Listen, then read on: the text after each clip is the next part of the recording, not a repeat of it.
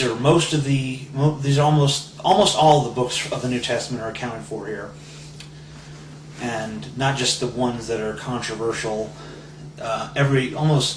Almost all of them, the majority, are in here. And I just like to read some verses and go into them a little to kind of show that this moderate Christian stance is completely inconsistent. Right. This is from Matthew. Wherefore, if thy hand or thy foot offend thee, cut them off, and cast them from thee. It is better for thee to enter into life halt or maimed, rather than having 2 hands or 2 feet to be cast into everlasting fire. And if thine eye offend thee, pluck it out, and cast it from thee. It is better for thee to enter into life with 1 eye, rather than having 2 eyes to be cast into hellfire. Not really your eye that's offending you, it's your brain. I mean, if you see something that makes you think a dirty thought, that's not the fault of the eye. That's a primitive way of thinking, and of course it was a primitive time. And no one would fault Jesus for thinking this way at that time if people weren't still praising him as some kind of enlightened genius Messiah. Okay?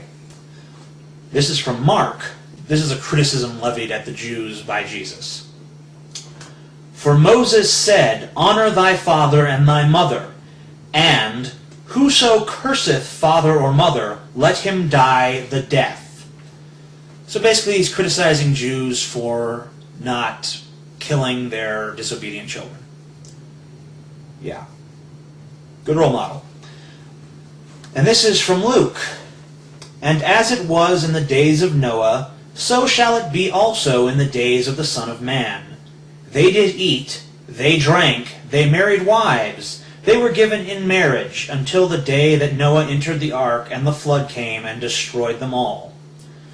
I bring this one up because it shows that Jesus believed that the story of Noah's ark was literally true. So, if you believe that Jesus was real, which he probably was, and that he was the Son of God, which he definitely wasn't, then you also must believe that the story of Noah's ark is true because Jesus said it was, and he's infallible. So you cannot say that that story is symbolic, unless it's symbolic to Jesus too, but I see no indication here that it is. He doesn't say the symbolic tale of Noah's ark or the parable of Noah's ark. He speaks of it as if it is a historical fact, because he probably believes it was, because he was raised Jewish. He wasn't the Son of God. He believed what he was taught, just like any one of us. Well, not us, but most of the people in this country. This one is from John. Jesus basically cripples he doesn't cripple. Jesus doesn't cripple people. Well, maybe he does, I don't know. Jesus heals a cripple and tells him, Sin no more, lest a worse thing come unto thee.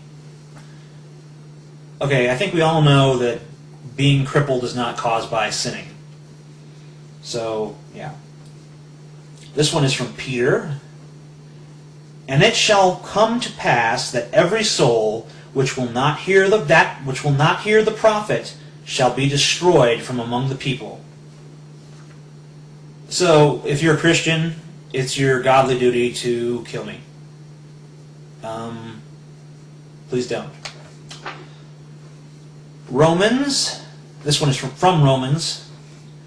Without understanding, covenant breakers, without natural affection, gays, implacable, unmerciful, who knowing the judgment of God, that which they commit such things are worthy of death, not only do the same, but have pleasure in them that do them.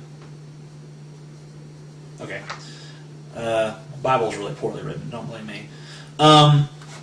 Yeah, so fags, die. And if you're gay and Christian, go kill yourself. Well, I guess that's a sin too. But go ask forgiveness and be straight from now on. Let's see. Corinthians. This is from 1 Corinthians. Neither murmur ye, as some of them also murmured, and were destroyed of the destroyer.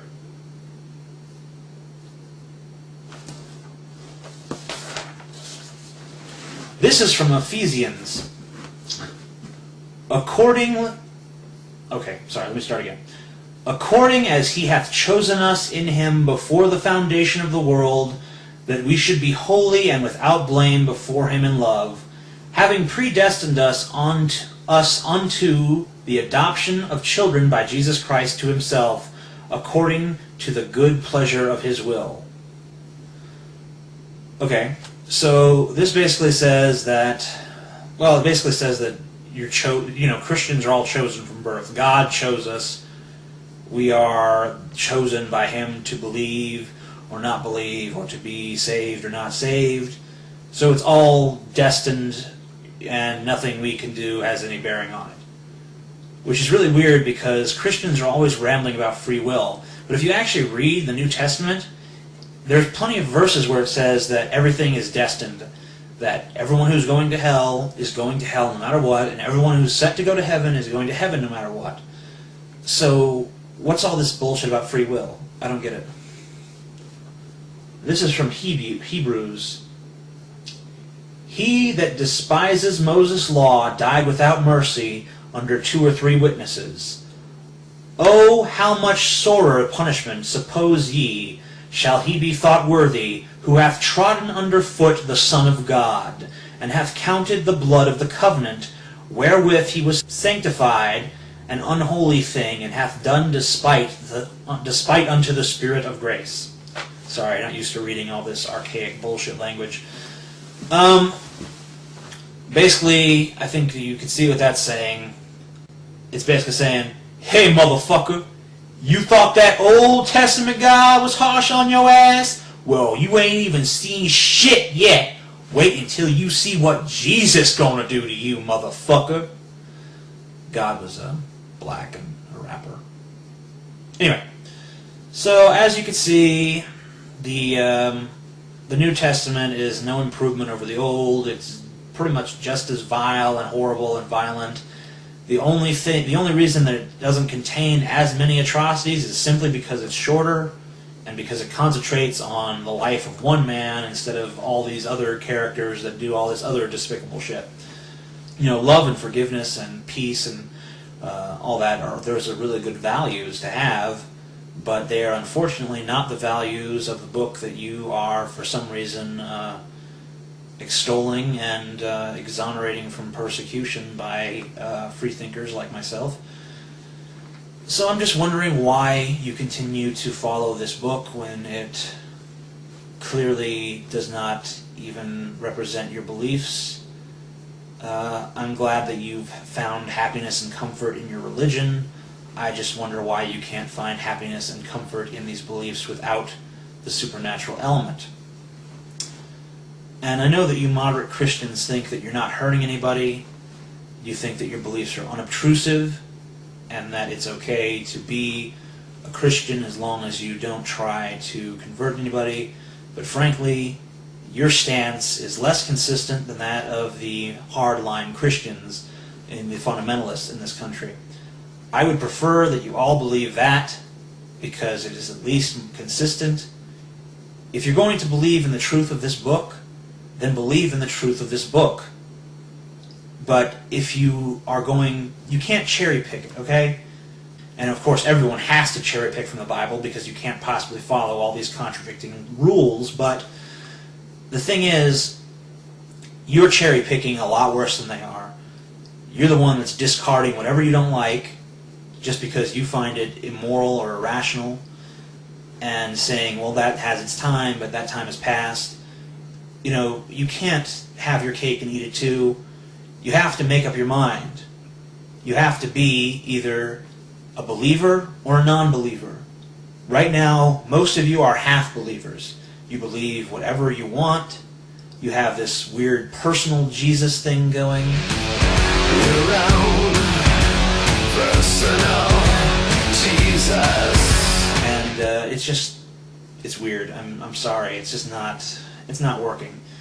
And so tomorrow, after you watch this video, why don't you sleep on it, and tomorrow morning when you wake up, I want you to either go join the 700 Club and Pat Robertson and his crew, or I want you to throw your Bible in the trash and come follow me and mine. Peace.